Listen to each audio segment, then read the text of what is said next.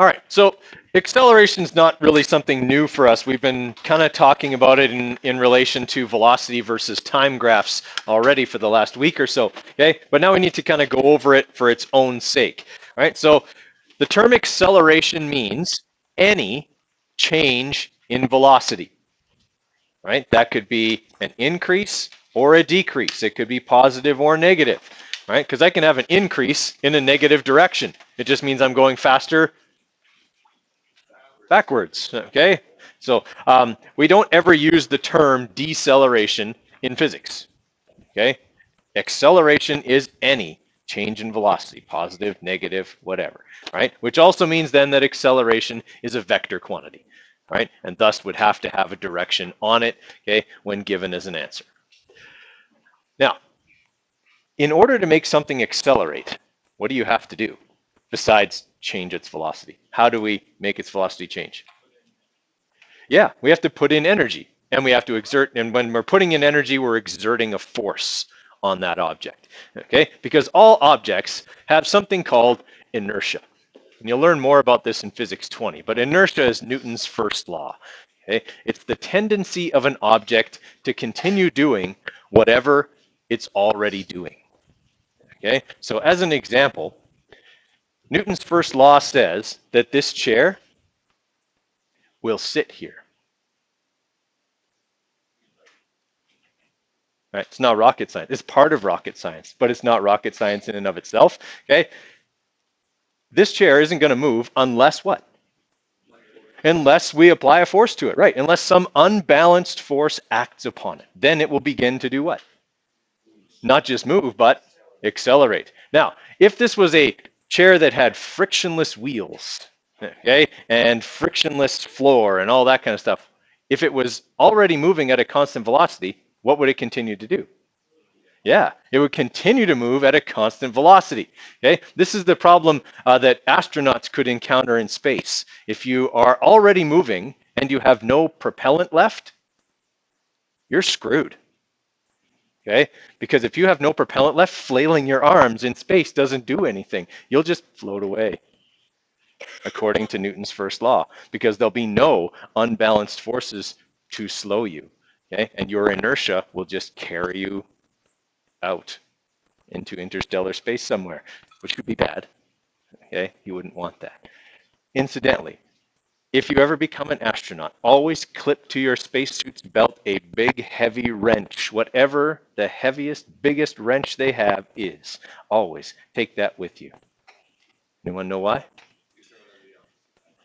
If you can throw it in the opposite direction, Newton's third law says that if you push on something, it will push back. Every action is an equal and opposite reaction. So if you push on the wrench pushes back on you. And as long as, for that instant where you're both pushing on each other, you'll slow down. Okay? The trick, though, is you have to let go of the wrench. Okay? Because I once had a person say, well, why would you let go of the wrench? Why wouldn't you just keep doing this? I'm like, think about it. You push, and the wrench pushes back. But then you stop the wrench. What does the wrench do? Pulls back, and you're just going to sit there going like this in space, looking really stupid. Okay, so no, you can only, it's only a one-shot deal, so you better hope you're not going very fast when you throw the wrench, or that you're stationary when you throw the wrench, or something. Okay, but Newton's first law says that in order to make something accelerate, we have to exert a force and essentially do some work. Okay, impart some energy to the object. Okay, everybody okay with that?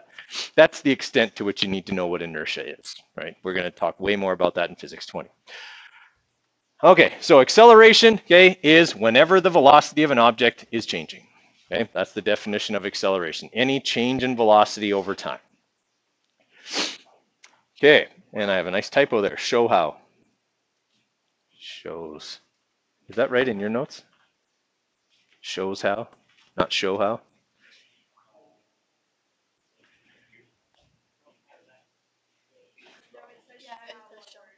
It's supposed to be shows how. Okay, I don't know how that got by. All right, now, if we're talking about average or let's say uniform acceleration, we already know that on a position versus time graph, uniform acceleration is going to be a curve. Okay, but on a position, or sorry, a velocity versus time graph, it's going to be an inclined line, right? If it's an inclined line like this, that means that the velocity is changing by the same amount every second. Everybody okay with that? All right, so that's uniform acceleration. Would your car show that kind of acceleration? No, because did we talk about this already? It has gears, right? It doesn't accelerate uniformly. So a plane is a better example because a plane doesn't have gears. You just throttle the plane forward and it's a much more uniform. It's not perfectly uniform, but it's much more uniform than your car would be. All right. One of the most uniform examples of acceleration is acceleration due to gravity. Right? At least for the first couple of seconds anyway. Right? When you drop something, it accelerates at 9.81 meters per second per second. Okay, so every second it's falling, okay, it's going to go 9.81 meters per second faster than the second before, which means if you fall for 2 seconds, you're falling pretty fast already. Okay, 19.62 meters per second. Right? That's pretty fast. Everybody with me there? Okay. All right, so the formula that we're going to use in Science 10 is this one. Acceleration is the change in velocity, final minus initial, divided by the change in time. All right, we used that quite a bit yesterday when we were calculating the acceleration from those velocity versus time graphs. It's also sometimes written as delta V over delta T. Delta is a Greek letter, it's the Greek letter D, and it stands for change when used in science. Okay, so anytime you see delta, it means final minus initial. Okay, so anytime you see delta, it would mean whatever's after it, that F minus that I. Okay, and there you go. Oh, it does. It's supposed to. I just always forget to draw it on there. Okay, but it is a vector quantity. Okay, so if we have this example here where we have the plane, okay, and it's accelerating from rest, okay, if something is at rest, how fast is it going? 0. That's an important thing to know because not always will a question outright say the initial velocity of the object is 0 meters per second. It'll often say it's at rest or starting from rest, okay, that means it's 0. What if it comes to rest? Right, then it's stopping and VF is 0. Okay, in that case, the final velocity would be 0 if it comes to rest. So these are like little tips that you need to watch for in a question in terms of wording. There's a question that's like it starts at whatever 250 and ends at 0. You have to write down that it's accelerating negatively. Your acceleration will come out negative when you do the math, yeah. Okay, because you'll have 0 minus 250, right? So it'll come out negative. Works out good that way. All right.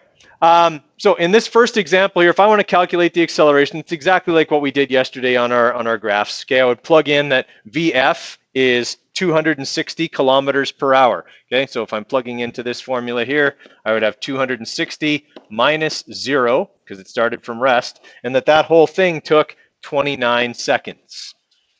All right, so I've got seconds on the bottom and kilometers per hour on the top. Is that okay? In this case, it is. Units for acceleration are velocity per time interval. I can have units for acceleration of kilometers per hour per second if I want. It's weird. I've only ever seen it in this example, but it's possible. Okay, it's certainly a valid unit to use. Okay, if we're describing acceleration, it's always going to be the velocity change per time interval. Most of the time, though, we'll use meters per second squared. Okay. All right, so if I do that, okay, and I'm punching this into my calculator, something I do need to be aware of when I'm punching in this into my calculator. If I just go 260, well, minus 0, it might actually work with this one because one of the numbers is 0, okay, and then I go divided by 29, okay, does that seem right? No, okay, it's not. So we have to be mindful of order of operations here. Okay, so I'm going to go on the top. Right, this way I'm sure that it does the subtraction operation first and then the division operation. Okay. Okay. And so that gives me a different answer. Yeah. Right. Because the top is in kilometers per hour and I divide it by seconds. So kilometers. Yeah, it just tacks on, right? It's the same as when we did it with meters per second. It was meters per second, Now it's just kilometers per hour per second. Yeah.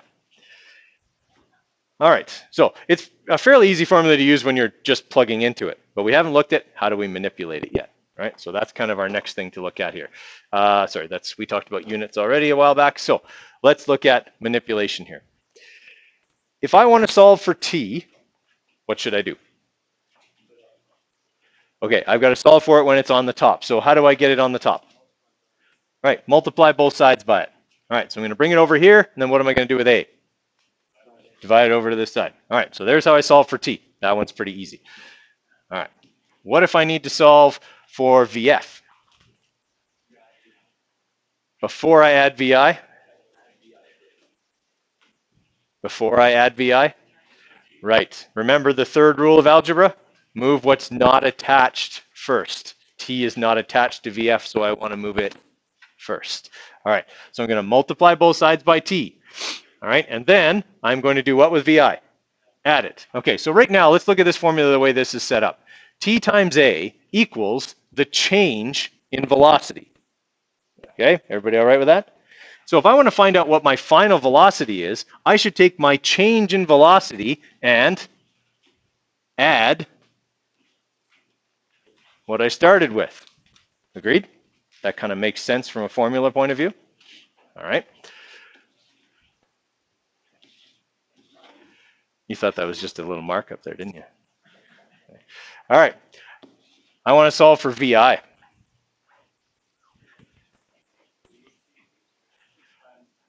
Yeah, I want to move T over, yeah. Okay, we'll move T over to here. Then what? Okay, I could subtract VF, but if I subtract VF, VI will be what? It'll be negative. And I find that if I do that, I always forget that I've solved for VI negative, and then I get the wrong vector on my answer. Okay, so what I like to do is always make sure I'm solving for something when it's positive. So what I do is I actually bring VI over to this side. Okay, just like I did a minute ago. Now you're probably thinking, what good does that do you, Coder? You're looking for that. Well, can I now move T times A over to there? By doing what? Not dividing. Subtracting it, right? I would do, if I was looking at order of operations, I would multiply these two numbers together before I added it to VI. So really, T times A is just one number, which means I can subtract the whole thing over to this side. So that's what I'm going to do. Okay, so this should make sense then. If I take my final velocity and subtract the change, that should leave me with what I started with. Okay, that sort of makes sense to everybody? All right, so we're really not disobeying any of the rules we learned. Okay, the rules of algebra still apply here, right? We're just manipulating a slightly different formula. Okay, so we'll go over a few examples here just so we kind of get the hang of how to manipulate that formula, just like I do every time I introduce you to a formula. I show you all the examples of it, so that's what we'll do now. Okay, okay, so copy this one down. Yeah, give you a minute to copy it down and then we'll walk through it. All right, so in this question, we have a sprinter who starts from rest. So what did the question just give me? What is zero? The initial velocity is zero, right? So, okay, so VI is 0 meters per second, okay? And they reach a velocity of 16 meters per second. That would be final velocity, okay? And that's going to take 4.5 seconds. Time. All right, so this is like pretty much a world-class sprinter. Okay, and if you've ever watched, like Usain Bolt and those guys run the 100-meter, they do accelerate for almost 2/3 of the race. Okay, 2/3 of the race is their acceleration phase, and then they just hit their top speed, and they can hopefully maintain that all the way to the finish line. Okay, so 16 meters per second is fast. Okay, Usain Bolt's top speed is clocked at just a hair under 18 meters per second, but he's like a freak. Okay, fun to watch, but a freak. Okay, so if you're moving at 16 meters per second, now you can imagine that. Okay, 16 meters is longer than this room. It's like this room, the hallway, and a couple of meters into the lab, and they're covering that in 1 second. Now, they're not doing that the whole race, okay, because otherwise they'd run 160 meters, okay, in the time it takes them to run 100. But, okay, that's their top speed, and you wouldn't want to accidentally step on the track in front of one of them, okay, because that would hurt a lot. Okay. All right, so we got 16 meters per second, okay, and now we're looking for the acceleration. So, do I need to manipulate the formula at all? All right, here's the importance of writing down your givens, okay? The question asks us for acceleration. Now, I've got all my givens written down. I look at my formula sheet. Are there any other formulas that contain those four things? That's how you pick your formula, okay? If you're ever in doubt as to what formula to use, you write down your givens and then look at your sheet. I can't think of a situation where you would, if you wrote down the givens correctly, would have more than one choice for formula to use. Okay, that's why we give you a mark for writing down your givens. Okay, it's going to help you to choose the right formula to use in the next step. All right, we said we don't have to manipulate, we just need to plug the numbers in correctly. So that's going to mean 16 minus 0 divided by 4.5. Okay, so the acceleration of this sprinter, okay, is going to be 16, don't need to subtract the 0, 16 over 4.5. All right, so 3.56 we'll say. Pardon me? Nah. Meters per second squared. Okay. Now, to give you an idea, like that's a pretty swift acceleration. It's more than 1/3 the acceleration due to gravity. Okay, so you would have to be quite strong in order to produce an acceleration of that magnitude.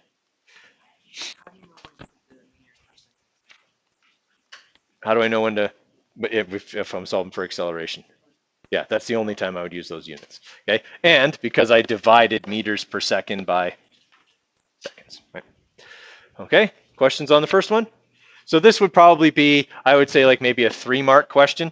Okay, I would give you a mark for choosing the correct formula. Maybe it would be 4 marks, a mark for plugging in the numbers correctly, and a mark for the answer.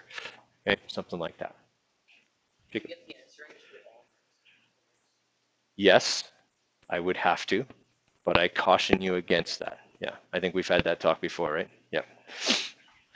All right, write this one down and then we'll walk through it here in a sec.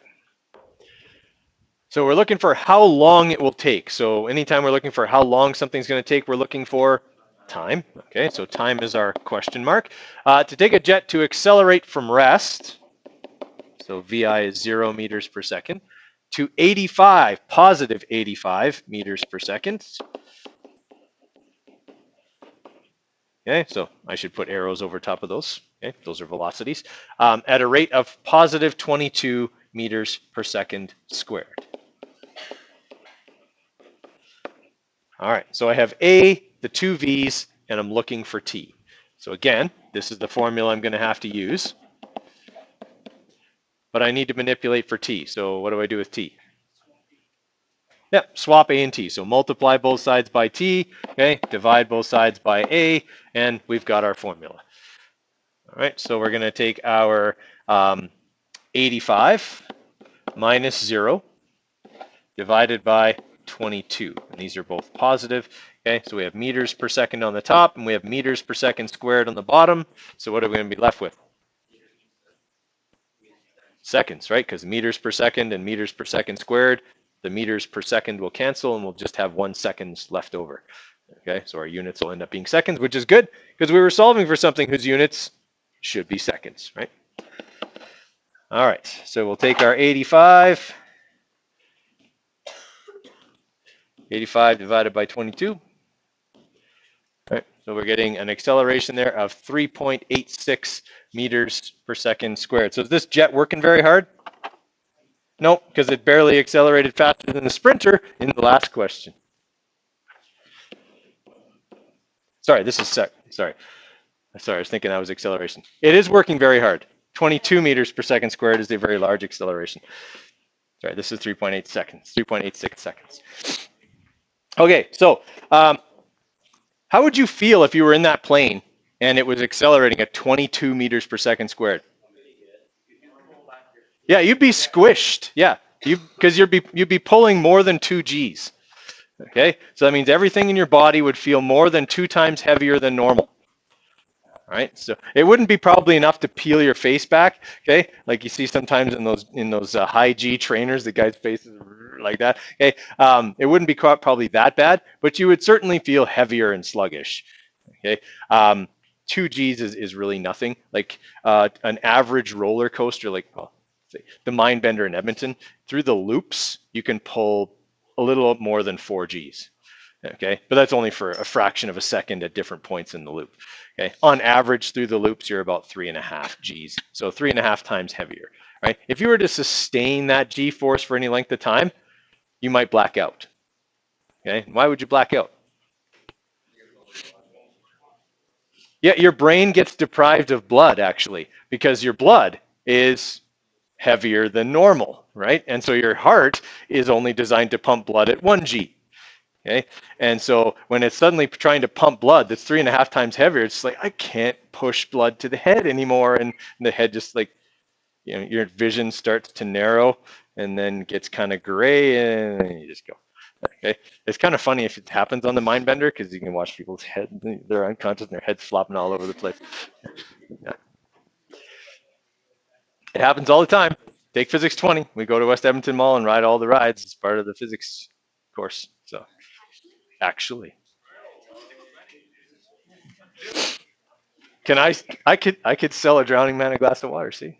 You guys are taking physics and I'm telling you take more physics and you're going, yeah, just because I tell you you're going to ride a roller coaster. All right. So in this one, they're asking us what the final velocity is. So we're solving for VF. That's our question mark on this one. Of a race car B, if it starts at positive 15 meters per second. So this time we don't have an initial velocity of 0. And accelerates at positive 7.2 meters per second squared. Okay, for 6.5 seconds. All right. One of the things you always want to do when you look at a question like this is make a prediction before you start solving it. Is VF going to be more positive and thus larger than VI in this question? Yes. Okay. Always good to have that initial set in your mind so that if for some reason you make a mistake punching it into the calculator, you realize your answer doesn't make sense, right? Because when people don't do that, they write down nonsensical answers because of a simple calculation error. Right? So I've had like a question like this on a unit exam, okay, where clearly it started moving forwards, it accelerated more forwards, and yet I have someone give me an answer of backwards. Okay? And it's not because they're dumb or anything like that. It's just they made a mistake with the calculator and hadn't made a prediction before they did the actual math. If you make a prediction before you do the actual math, okay, if you screw up the math, you'll know you screwed up the math. Okay? And it's important to realize that, otherwise you lose marks for no reason. Okay, so we always want to kind of make sure we have an understanding of the question before we dive into the math.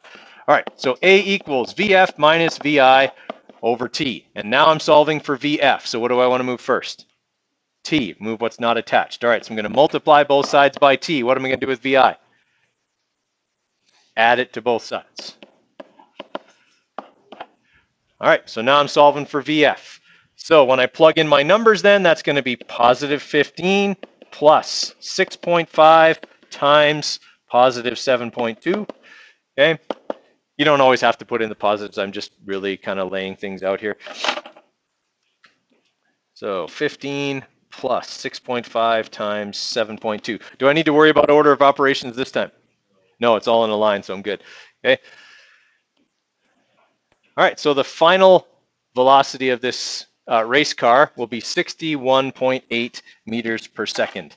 Positive 61.8 meters per second.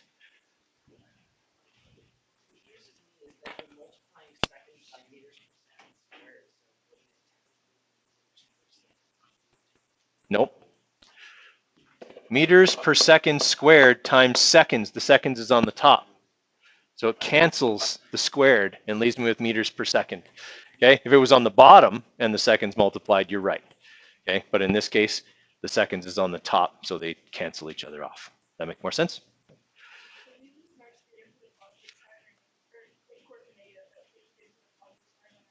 If the question outright gave you positives, yes, you would. If the question didn't give you positives, I wouldn't.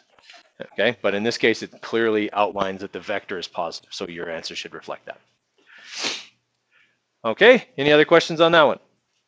All right, we got one more example to go over because this formula has 4 variables in it. If there's a question that's like not vague with the direction, but it's talking about like say something like a train's moving north, and then somehow it turns around, but it doesn't say south, you have to put south in your answer, or you just put negative. Well, since you're saying it didn't mention any directions at all, then you wouldn't, if you were solving for a velocity for one of the v's, you'd be solving for a speed. Okay, your acceleration would still have to have a positive or negative vector on it. Okay, but you'd be solving for a speed, and in that case, you wouldn't have to put a vector on the speed. Yeah. Most of the time, that won't happen because if a vector has been given on acceleration, a vector would have to be given on the speeds as well, or on the velocities as well. All right. So on this last one here, okay, we're looking for how fast was a boat traveling initially. So what are we looking for?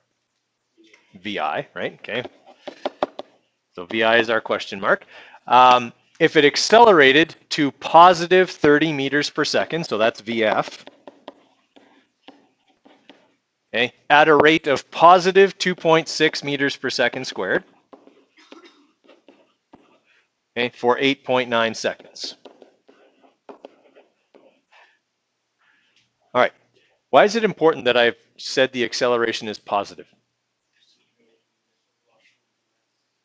Exactly. So I know that my initial velocity will be smaller than my final velocity because it's possible for this boat to have accelerated to 30 meters per second by slowing down. VI could have been bigger. In that case, though, A would be negative. Okay, so that's again where we want to make that prediction in our mind before we attack the math. Okay, all right, so A is VF minus VI over T. Okay, what do I want to move first? T. All right, so I move T over to this side. Now what do I move? VI.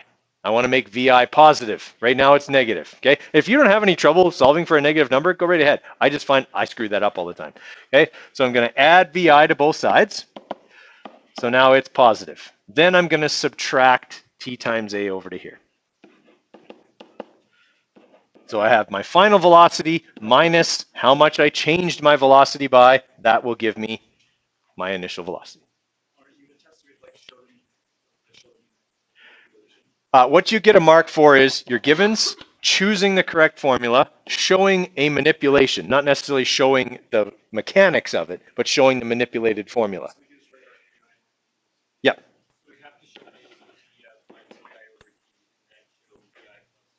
Yep.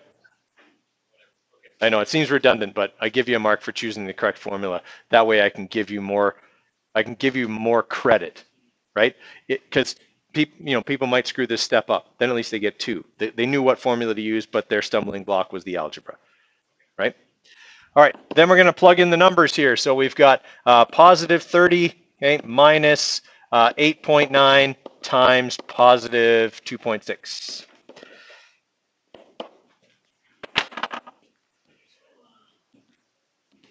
Okay, so we've got 30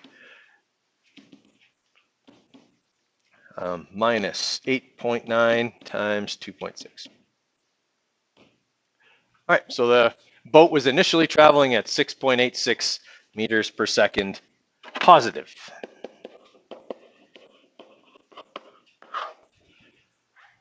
Now,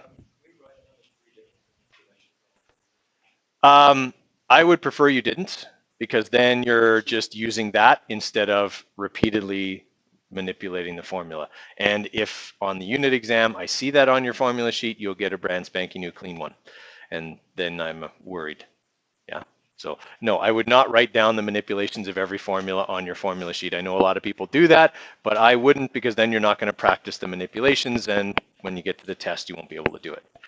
Okay. So yes, please don't do that. Right? Learn how to manipulate. You're going to have to. Okay. It's huge going forward. So. All right, questions on how that worked? All right, so basically everything we've done though so far with acceleration, the acceleration has been in the same direction that the object was initially going, right?